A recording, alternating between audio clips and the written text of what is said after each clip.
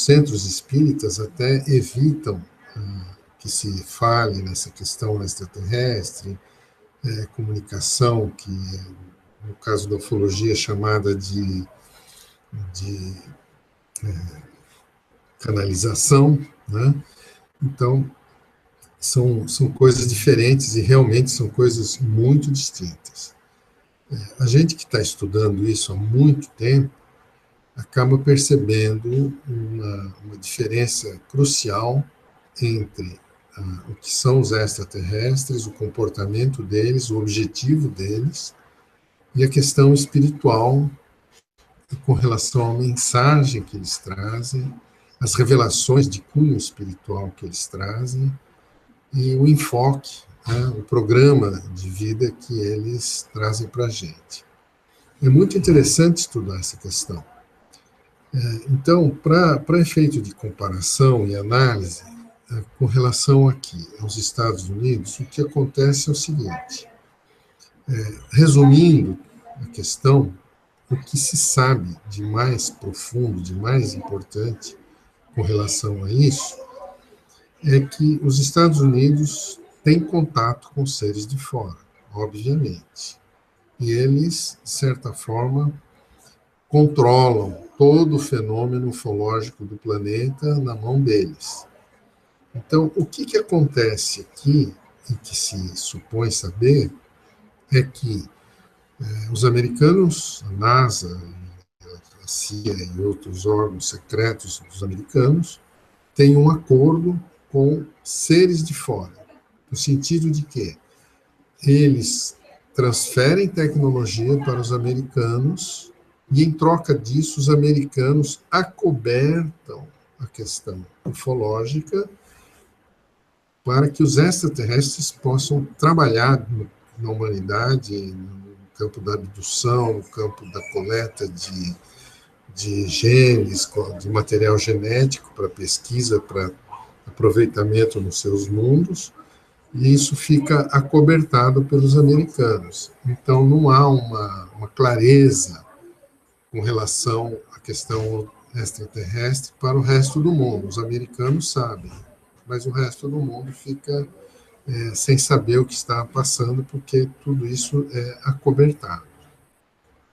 Então, esse parece ser a síntese do problema extraterrestre no nosso planeta. O controle é americano e há uma barganha, há um negócio entre os americanos e os extraterrestres, no sentido dos americanos acobertarem a casuística ufológica em troca de tecnologia que eles fornecem para os americanos. Então, isso parece que é um ponto fundamental nessa questão, e é por isso que não há transparência na questão extraterrestre. Agora, extraterrestres são seres encarnados em outros mundos. Esses seres de outros mundos, eles têm outro estilo de vida, outra programação genética. Os corpos deles têm durabilidade muito maior do que a nossa. Um espírito que encarna num planeta mais avançado, mais inteligente, dura 500, 1000 anos, 2000 anos no mesmo corpo, porque eles já eliminaram toda a questão de vírus, bactérias, animais inferiores, quer dizer, a raça está padronizada no ser que está dominando a natureza. Então, não há nada que atrapalhe esses seres, e por isso que eles têm uma durabilidade muito grande.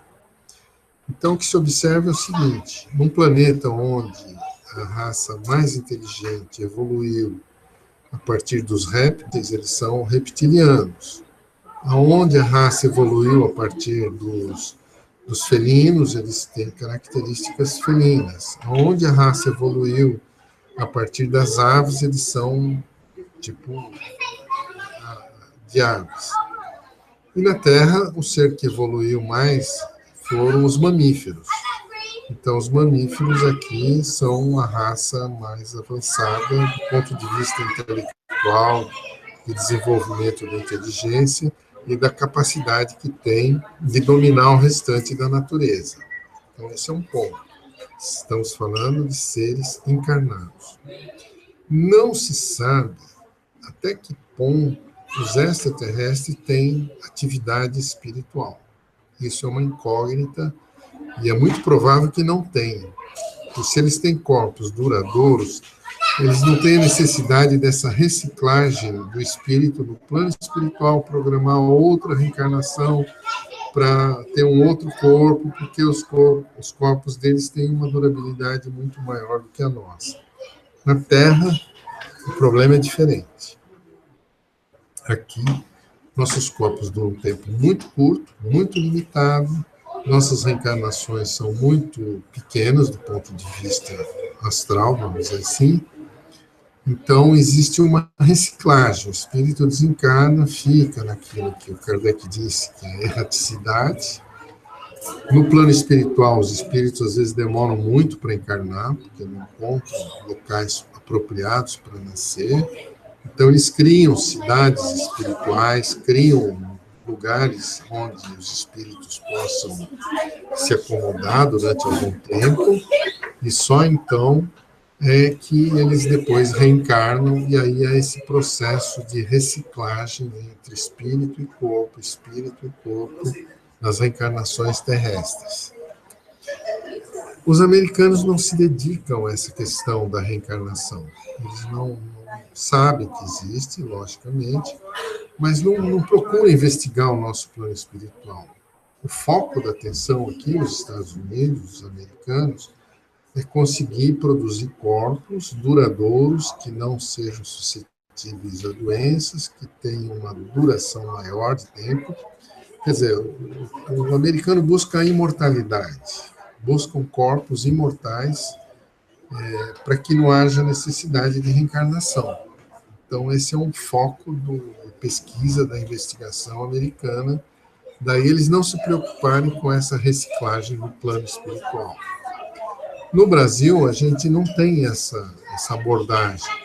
Para nós, a preocupação nossa é exatamente com o plano espiritual, o que acontece no plano espiritual, como se faz a comunicação entre os espíritos e os encarnados, qual é o foco da mensagem espiritual com relação aos encarnados, e naturalmente que no Brasil o nosso estudo, o nosso foco de atenção é diferente do americano nesse sentido. Então, acho que esse é um começo de conversa que nós podemos aprofundar dependendo daquilo que os amigos quiserem conhecer mais, aprofundar. Eu não queria aprofundar de início, porque esse assunto extrapola o conhecimento comum, e a gente tem que ter um pouco de cuidado para não perder uma oportunidade de manter um diálogo mais amigável, mais fraterno com os amigos. Então, a gente tem essa diferença. E no Brasil, a gente sabe que ali é tudo muito dado, muito fraterno, mas os próprios espíritas acabam criando segmentos, criando focos de poder, de orgulho intelectual, de um achar que sabe mais do que o outro, um centro acaba sendo dono da verdade espiritual, enfim. Aí entra toda a questão humana, o ego, a vaidade, tudo isso interfere muito na comunicação espiritual. Então, nós às vezes perdemos o foco daquilo que os espíritos querem nos ensinar, e ficamos brigando por clientelismo, por adeptos, por manter o centro com o público, etc, etc, etc. E isso acaba perdendo muito da mensagem. A gente percebe isso desde que o Chico desencarnou e deixou de ser a grande fonte de conhecimento espiritual para todos nós.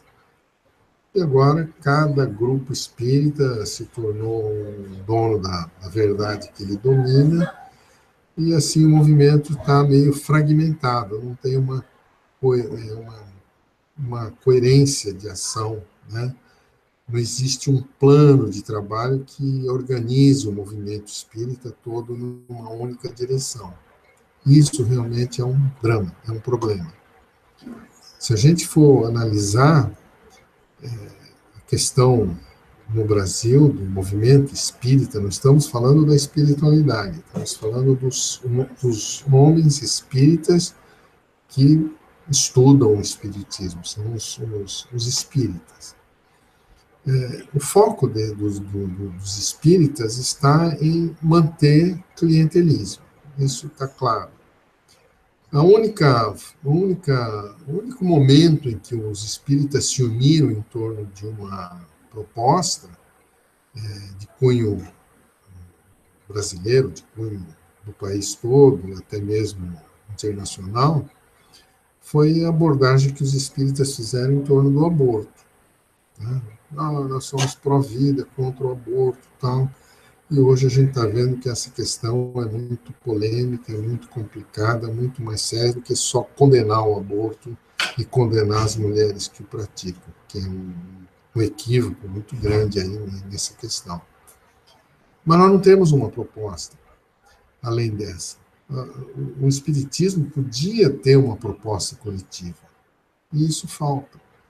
Um plano de ação, um plano de melhorar a qualidade de vida dos brasileiros, um plano de divulgação da doutrina a nível internacional. Né? O Espiritismo realmente está limitado a uma questão pequena de cada centro.